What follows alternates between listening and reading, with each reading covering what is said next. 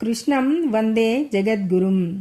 ఈరోజు పాండవులు లోమస మహర్షితో కలిసి తీర్థయాత్రలు చేయడం, అలా చేస్తూ గంధమాదన పర్వతం మీదకు వెళ్ళడం, భీముడు సౌగంధిక కమలం తీసుకురావడానికి వెళుతూ ఉన్నప్పుడు హనుమంతుడు దారికి అడ్డంగా తోకను పెట్టడం, భీముడు జటాసురుడిని హతమార్చడం, ఇవన్నీ ఈరోజు తెలుసుకుందాము. అర్జునుడు అమరావతిలో ఉన్నప్పుడు ఆ 5 సంవత్సరాలు ధర్మరాజు, ద్రౌపది, భీమ, నకుల సహదేవులు ధౌమ్యుల వారితో కలిసి అర్జునుడి శ్రేయస్సు కోసం ఆరాధనలు చేస్తూ కాలం గడుపుతూ ఉంటారు. వారు ప్రతి క్షణం కూడా అర్జునుడి గురించే ఆలోచిస్తూ ఎదురు చూస్తూ ఉంటారు. అర్జునుడి రాక ఆలస్యం అవుతున్న కొద్దీ వారు ఆతృతగా ఎదురు చూస్తూ ఉంటారు. ఎందరెందరో మునులు వస్తూ ఉంటారు. ఎన్నో ధర్మశాస్త్ర విషయాలు, రాజనీతిని ఉపదేశిస్తూ ఉంటారు. వారి వలన అనేకమైన శాస్త్ర ధర్మాలు, మర్మాలు వింటూ కాలం గడుపుతూ ఉంటారు పాండవులు. ఒకనాడు భీముడు ఇలా అంటాడు: ధర్మనందన, కృత్యవ్రత చరణానుసారం ఒకరోజు 1 సంవత్సరంగా లెక్కకు వస్తుందని శాస్త్రం చెప్తున్నది. కాబట్టి మీరు 13 రోజులు ఈ వ్రతం చేసి 13 ఏళ్ల గడువు పూర్తి చేస్తే మేము కౌరవులతో యుద్ధం చేసి వారిని సర్వనాశనం చేస్తాము అని అంటాడు భీముడు. అప్పుడు ధర్మరాజు, నాయనా, అసత్య దోషముని నా నెత్తిమీద పడనిస్తావా? ఈ గడువు అంతా పూర్తి కాగానే నీ కోరిక ప్రకారం ప్రతిజ్ఞలు నెరవేర్చుకోవచ్చు. అసమాన యోధుడైన నీవు కూడా తప్పుదారిని అనుసరిస్తావా? ఏదో ఆవేశంలో అలా అంటున్నావులే, అంతే అని ధర్మరాజు అంటాడు. అదే సమయానికి అక్కడికి వచ్చిన బృహదస్వ మహర్షిని సత్కరించుతారు పాండవులు. అప్పుడు ధర్మరాజు, మహర్షి, నాలాగే ఇలా కష్టాలు పడిన వాళ్ళు ఎవరైనా ఇంతకు ముందు ఉన్నారా అని అడుగుతాడు. అప్పుడు ఆ మహర్షి, ధర్మనందన, నీకంటే కూడా అదృష్టం లేనివాడు నలమహారాజు. ఆయన కలి వలన జూదములో ఊడిపోయి అడవుల్లో కట్టుబట్టలు కూడా లేకుండా భార్య చీరచెంగు చెంపి కట్టుకొని ఆమెను ఆ మహా అరణ్యంలోనే వదిలిపెట్టి ఋతుపర్ణ మహారాజు దగ్గర వంటలవాడుగా చేరి చిట్ట చివరకు భార్యను, రాజ్యాన్ని పొందుతాడు. ఆ సమయంలోనే నలుడు ఋతుపర్ణుడికి అశ్వహృదయమును నేర్పించి ఆయన దగ్గర అక్షహృదయం నేర్చుకుంటాడు. అందువలన సత్యధర్మవంతులు కష్టాలు అనుభవించిన చివరకు వారే ఇహపరాల్లో సుఖ సంతోషాలు పొందుతారు అని చెప్తాడు బృహదస్వ మహర్షి. ఆ విధంగా రోజులు గడుస్తూ ఉంటాయి. ఒకనాడు వారి వద్దకు వచ్చిన నారద మహర్షి కుశల ప్రశ్నలు వేస్తాడు. తరువాత భారతదేశంలోని తీర్థక్షేత్రాలను, వాటి ఫలాలను గురించి చెప్తాడు.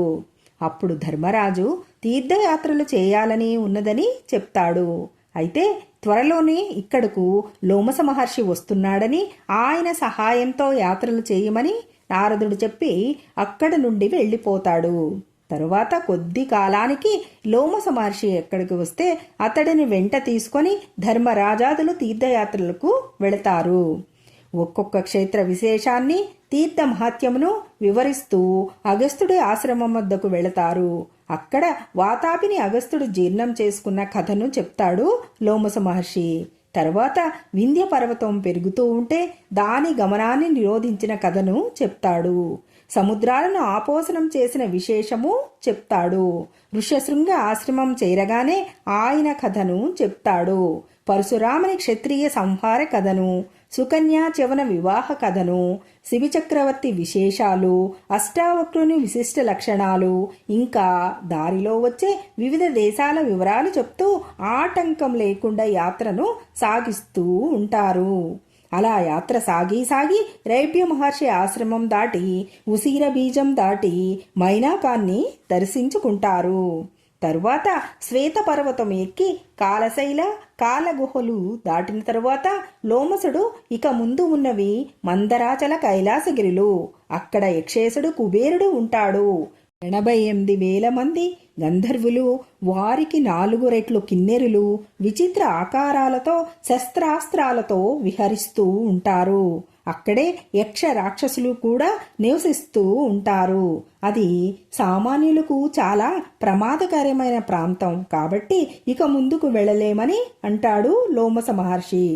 అప్పుడు ధర్మరాజు సోదరుల వైపు తిరిగి భీమసేనుడు, ద్రౌపది ఇక్కడే ఉంటారు, మనం ఆ మహర్షి అడుగుజాడల్లో ఆ క్షేత్రాలను చూసి వద్దాము అని నకుల సహదేవులతో కలిసి బయలుదేరుతూ ఉండగా అప్పుడు భీముడు, అగ్రజ, మీరు మమ్మల్ని విడిచి వెళ్ళవద్దు.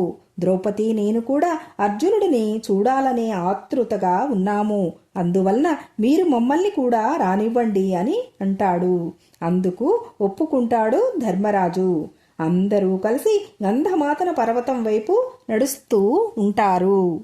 అప్పుడు లోమస మహర్షి, ధర్మనందన, మొట్టమొదట కృతయుగంలో మహావిష్ణువే యముడి ధర్మాలు కూడా నిర్వహించేవాడు.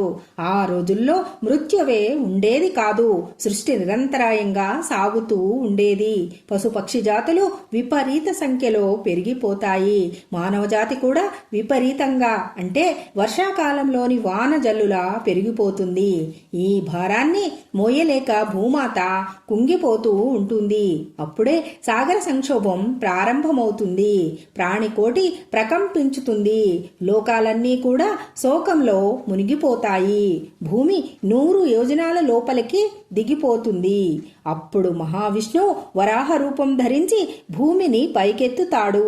దేవగణాలన్నీ ఆ మహాపురుషుడిని అనంత నామాలతో కీర్తించుతారు అని చెప్తూ ఉండగానే అప్సరసల విహార స్థలాలు, కిన్నెర క్రీడా రంగాలతో ఉన్న గంధమాదనం ఎదురవుతుంది.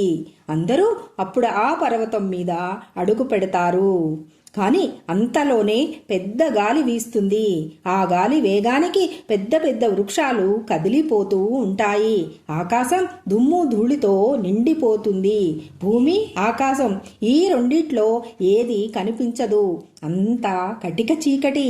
ఆ గాలికి బండరాళ్లు ఒకదాని మీద ఒకటి పడి పిప్పి పిప్పి అవుతూ ఉంటాయి. ఆకాశం బ్రద్దలు అయి భూమి ముక్కలు ముక్కలు అయి పర్వతాలు ఒకదానితో ఒకటి ఢీ కొడుతున్నంత పెద్ద ధ్వని పుడుతుంది. అప్పుడు భీముడు ఒక చేత్తో ద్రౌపదిని, మరొక చేత్తో ఒక మహావృక్షాన్ని గట్టిగా పట్టుకొని నిల్చుంటాడు. అప్పుడు ధౌమ్యులవారు ధర్మరాజుతో కలిసి అగ్నిహోత్రాలు సంరక్షిస్తూ ఒక స్థావరంలో ఆగుతాడు. సహదేవుడు ఒకచోట, నకులుడు తమతో వచ్చే విప్రులతో కలిసి ఒకచోట ఉంటాడు.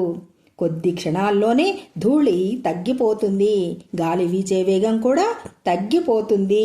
విద్యుత్ కాంతులతో వర్షం ధారగా కురుస్తుంటుంది. అంతలోనే సెలయేరులు ఏరుగా మారి నురగలు కక్కే తరంగాలతో నదీ రూపంలో ప్రవహిస్తాయి. ఇదంతా కూడా కొద్ది క్షణాలు మాత్రమే జరుగుతుంది. ఇంతలోనే మేఘాలు మాయం అయిపోతాయి. కొండ మీద వర్షం వచ్చినట్లు గుర్తు కూడా ఉండదు. నీరు అంతా క్రిందకు దిగిపోతుంది. సూర్యకిరణాలతో పర్వతం మెరుస్తూ ఉంటుంది. అప్పుడు సంతోషంగా పాండవులు మళ్ళీ యాత్రను సాగిస్తారు. వారు భయంకరమైన రాళ్ల మార్గంలో నడుస్తారు. అప్పుడు ద్రౌపదీదేవి బాగా అలసిపోయి నడవలేక కూర్చుంటుంది. అది చూసిన భీమసేనుడు తన ఒడిలో కూర్చోబెట్టుకుంటాడు. అప్పుడు ధర్మరాజు కంటతడి పెడతాడు. ఆమె ముఖాన చల్లని నీరు చల్లుతాడు. నకుల సహదేవులు ఆమె పాదాలు ఒత్తుతూ ఉంటారు. సకల సౌఖ్యాలు గల మందిరాల్లో హంస తూలిక తల్పంపై శయనించవలసిన పాంచాల రాజపుత్రిక ముళ్ల పొదలు ఉన్న రాళ్ల పొదల మీద శయనించవలసి వచ్చింది. ద్రుపద మహారాజు ఈ సుకుమారిని మా చేతుల్లో ఉంచుతూ, అమ్మాయి, నీవు అనంత వైభవంతో అమర సుఖాలు పొందుతావని అన్నాడు. కాని అదంతా ఒట్టిదే అని ఇప్పుడు తెలిసిపోయింది. ఇదంతా కూడా నాకున్న జూదప్రీతి కారణంగానే జరిగింది అని తెలుస్తున్నదని ధర్మరాజు విపరీతంగా విలపిస్తాడు. కొద్దిసేపటికి ద్రౌపదీదేవి తేరుకుంటుంది. అప్పుడు ధర్మరాజు, భీమసేన, ముందు ముందు ఇంకా మంచు దట్టంగా పేరుకొని ఉంటుంది. ద్రౌపది ఆ కష్టాన్ని భరించలేదు అని అనగానే అప్పుడు భీముడు, అగ్రజ, మీకు ఆ భయం అవసరం లేదు. ఆమెను, మీ అందర్నీ నేనే మోయగలను. కానీ ఆ అవసరం ఇప్పుడు లేదు. ఎందుకంటే నా కొడుకు ఘటోత్కచుడు నా అంతటి శక్తి కలవాడే. వాడు ఆకాశంలో కూడా ప్రయాణించగలడు అని కొడుకును తలుచుకోగానే వాడు ప్రత్యక్షమై పాదాభివందనం చేస్తాడు. అప్పుడు భీముడు చేయవలసిన పని చెప్తాడు. అందుకు ఘటోత్కచుడు, ఆర్య, నేను మీ అందర్నీ గంధమాదన పర్వతంపైకి తీసుకువెళతాను. ఇక ఎలాంటి అవస్థ వద్దు మీకు. ద్రౌపదీమాతను భుజాల మీదకు ఎక్కించుకుంటాను. నా అనుచరులంతా మీ అందరినీ తీసుకుని వస్తారు అని తన సేవకులను పిలుస్తాడు. పిలిచిన వెంటనే వారంతా వచ్చి పాండవులందర్నీ భుజాల మీద కూర్చోబెట్టుకుంటారు. అప్పుడు వారంతా కిన్నెర కింపురుష గంధర్వ విహార భూములు చూస్తూ సాగుతూ ఉంటారు.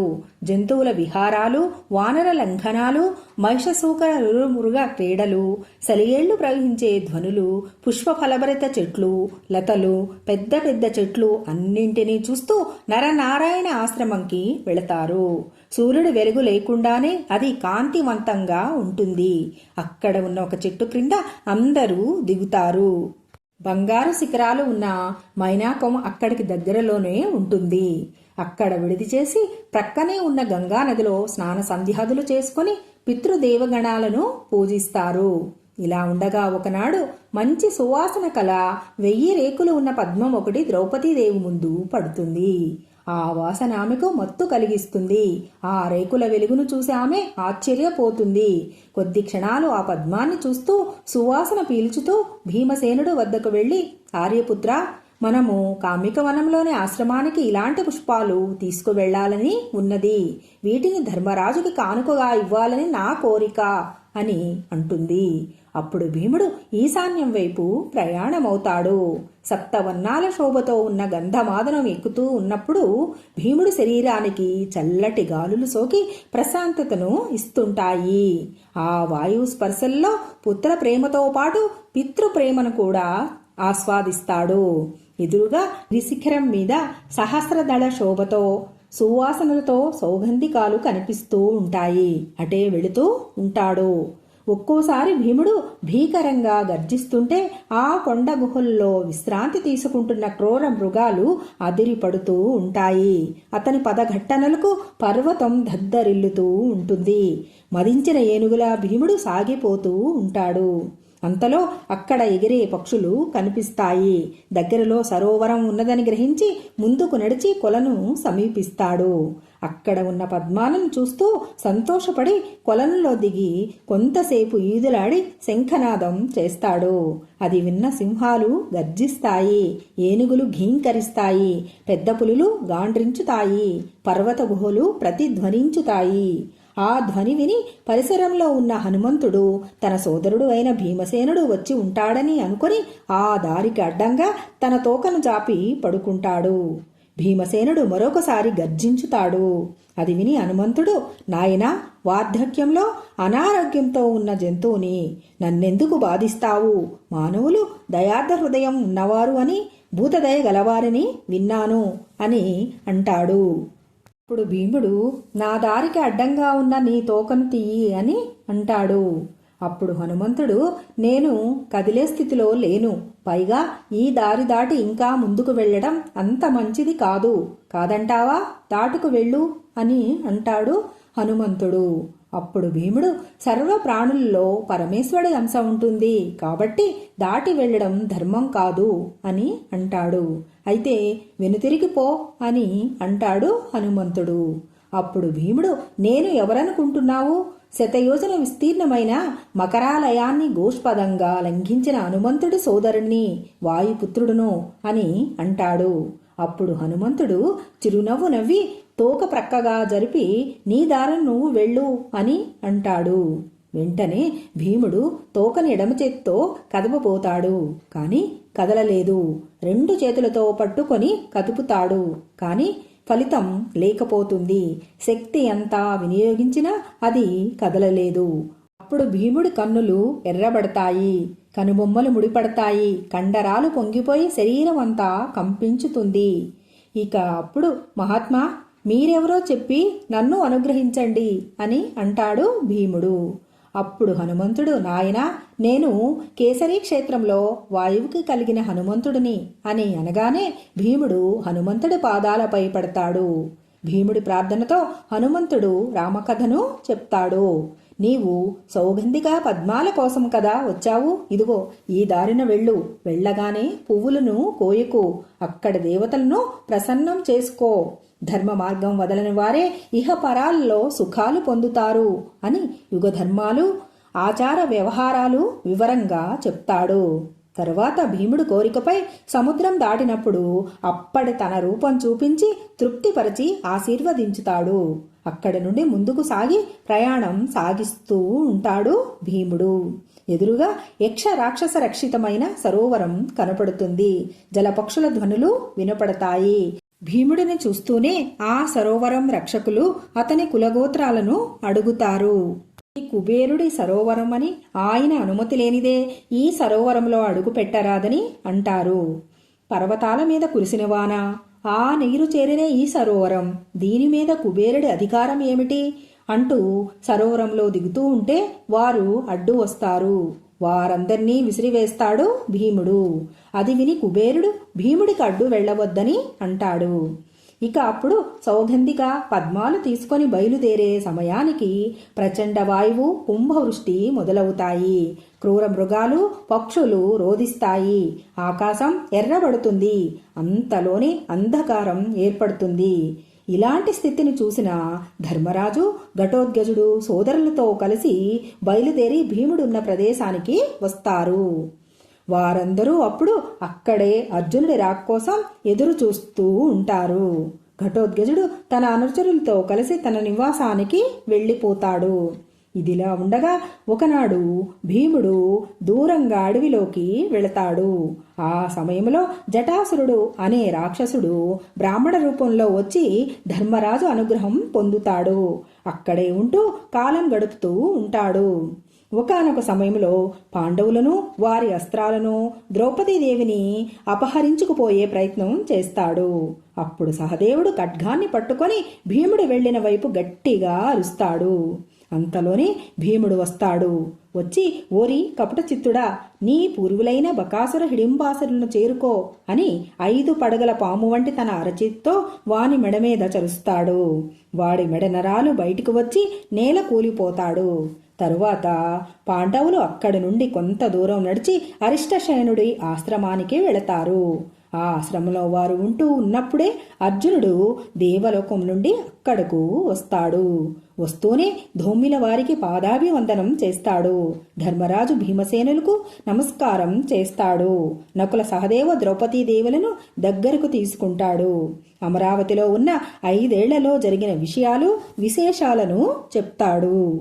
తర్వాత నివాత కవచ కాలకే సంహార కథను తెలుపుతాడు. వివిధ అస్త్రాలను గ్రహించిన విషయాలు చెప్పి అస్త్రాల ప్రయోగం, ఉపసంహారం ప్రదర్శన చేసి అందరినీ ఆనంద సాగరంలో ముంచుతాడు. అరణ్యవాసం పూర్తి కావస్తున్న సమయంలో గంధమాదనం విడిచి హిమాలయాలకి నమస్కారాలు అర్పించి అలా ముందుకు సాగి పర్వతరాజు ఉత్తరేయంలా ధరించిన యమునా నది జన్మస్థలం చేరుతారు. అక్కడ 1 సంవత్సరం గడుపుతారు. ఒకనాడు భీముడు పర్వత గుహల్లో సంచరిస్తూ ఉండగా ఒక కొండ చిలువకు చిక్కుతాడు. దాని పట్టు నుండి బయటకు రాలేక ఉక్కిరి బిక్కిరి అవుతూ ఉంటాడు. అప్పుడు ధర్మరాజు వచ్చి చూసి ఆశ్చర్యపోతాడు. ఆ కొండ చిలువ అగస్త్యుడి శాపం వలన బాధపడుతున్న నహుషుడని తెలుసుకుని అది అడిగిన ప్రశ్నలకు సమాధానమిచ్చి భీముడిని విడిపించుకుని వెళతాడు. ఆ తరువాత ఆ ప్రాంతం విడిచి నెమ్మదిగా అనేక తీర్థాలు దర్శించుకుంటారు.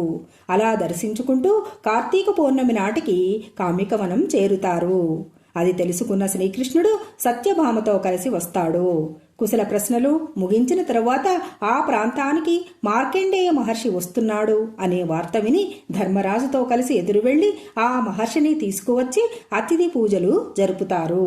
మార్కండేయ మహర్షి అనేక విషయాలు చెప్తాడు. పూర్వరాజుల కథలు వివరించుతాడు. యుగ ధర్మాలు గురించి వివరించుతాడు. సర్వే జన సుఖినో భవంతు.